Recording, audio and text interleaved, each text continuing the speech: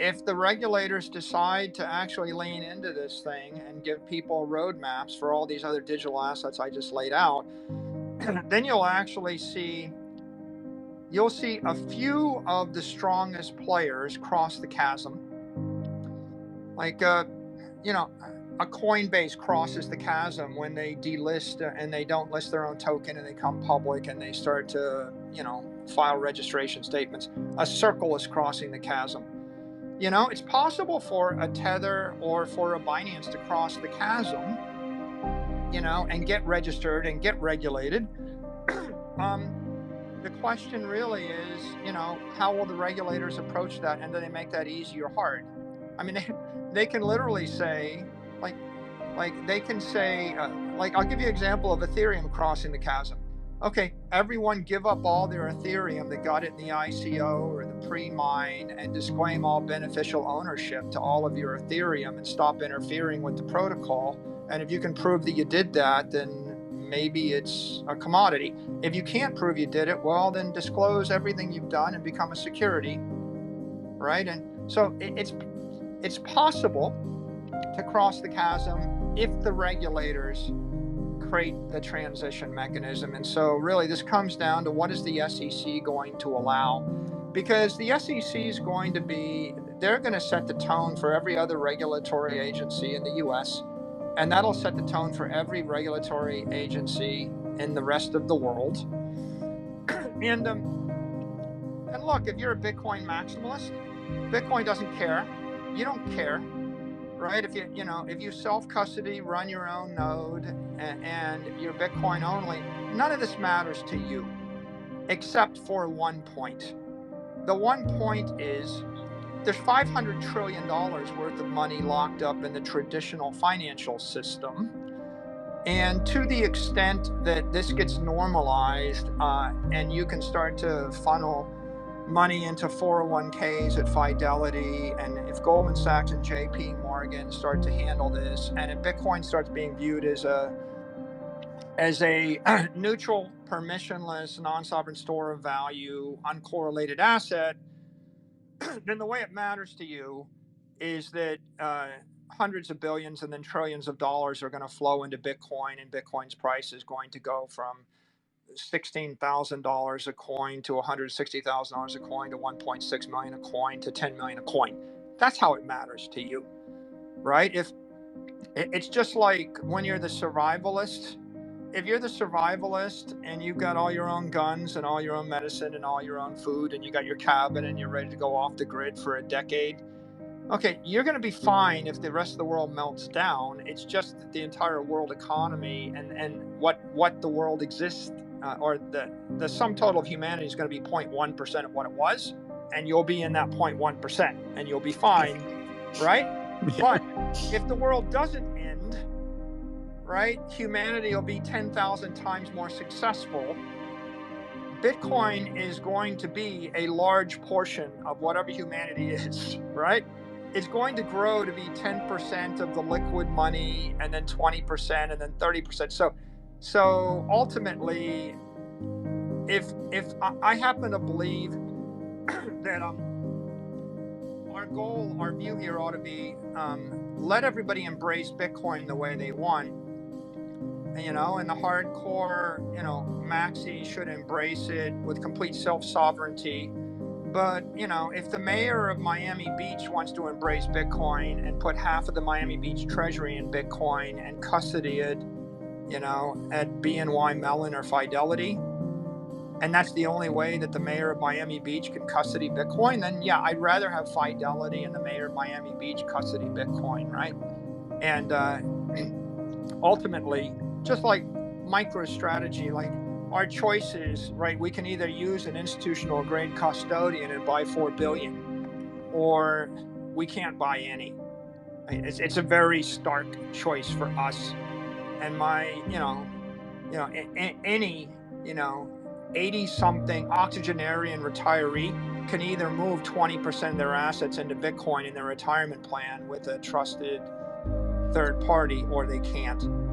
So we're moving toward that world This is going to accelerate the education. It wipes out the bad actors, or there may be a few more bad actors left. This is the fourth, the third wave of wiping out bad actors. There might be a fourth or a fifth wave, but we're doing a pretty good job of cleaning out the bad actors in the industry, and we're doing a pretty good job of pointing out the foolishness of trading air tokens.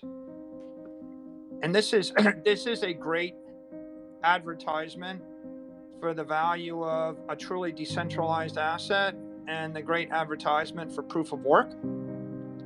And so I think that that's a good thing. I think that we need the help of the regulators. Bitcoin's been in a dysfunctional relationship with crypto and the entire industry forever. And it's also been in a dysfunctional relationship with politicians. And I think that this kind of helps us maybe to resolve that dysfunction, because now I think it's easier to speak with clarity and credibility about what's really going on, right? It's really tough when Sam Bankman-Fried is sitting in front of a bunch of powerful politicians that he just gave $10 million to, and then he's preaching about proof of stake and how it's environmentally friendly, and how he's got a crypto solution that's environmentally friendly and the like, and then he's giving them millions of dollars and they're nodding, and then he's giving millions of dollars to lobbyists and they're nodding, and now we can point out that that counterfeit money driving these narratives, and corrupt money driving these narratives, doesn't make them right.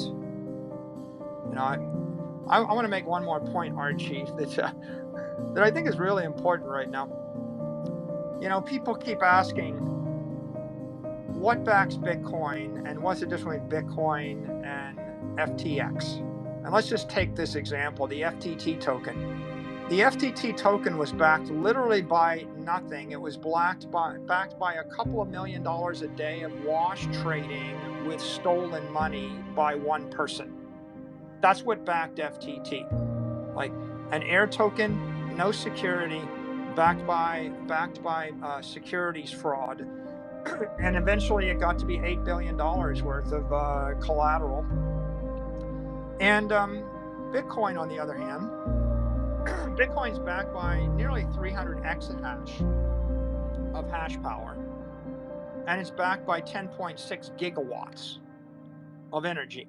Now, I say those words, but people it doesn't register with them what those words mean. So let me say it a different way. The United States Navy has 53 Virginia-class attack submarines that have 30 megawatts each. It has 14 Ohio-class ballistic missile submarines that have about 45 megawatts of power each. It has 11 nuclear-powered aircraft carriers with about 195 megawatts of power each from their nuclear reactors. It's got 17 cruisers that run about 60 megawatts each, and 62 destroyers that have something like 30 megawatts each. When you add it all up, right, the entire Navy, the nuclear Navy, it's running like 4.5 gigawatts, 4.3 gigawatts of power. Okay, so the Bitcoin network, we used to say that the US dollar is backed by the strength of the US Navy, by the power of the Navy. Well, it is, and now you know what the Navy is. The Navy isn't 10 gigawatts. Bitcoin is 10.6 gigawatts. It's like double the energy that powers the entire US Navy. Another way to think of it is as a full-on nuclear power plant might generate a gigawatt, a massive one. It's like 10.5 full-on nuclear power plants running all out, but it's better because it's distributed everywhere in the grid, and you can't identify where that energy. It's more distributed than the Navy. It's more distributed than the nuclear power plants. You can't stop it. And when you combine that, which is a wall of energy, with another idea, which is 300 exahash, and that's computing power. That exahash is driven by silicon ASICs that have, when we last checked it, it's 2,200 times the computational advantage of general purpose computers. So it's a 2,200 to X machine or silicon ratchet that's running. And what does that mean? Well, that means that how much computing power do I need to catch up with the Bitcoin network? And the answer is all of it. Like how much computer power? All of it, right? If you took all of the computing power of Microsoft and Azure and AWS and Google and Facebook and everything, all of it, you're still not catching up, right? So what we've established is, by the way, how how much Navy do you need to catch up with Bitcoin? All of it. All the navies in the world maybe are starting to approach the power of Bitcoin. And then all of the computing power of the world isn't 10% of the power of Bitcoin, wouldn't dent it. And then when you look at the cryptos, that attempt to compete, you've got a handful of proof of stake networks. And the last time we calculated, said, well, if Bitcoin is Mount Fuji, this next one is like a grain of rice. And the other one is like a housefly. Like you might, the biggest proof of work network other than Bitcoin, and it might be a toaster compared to Mount Fuji.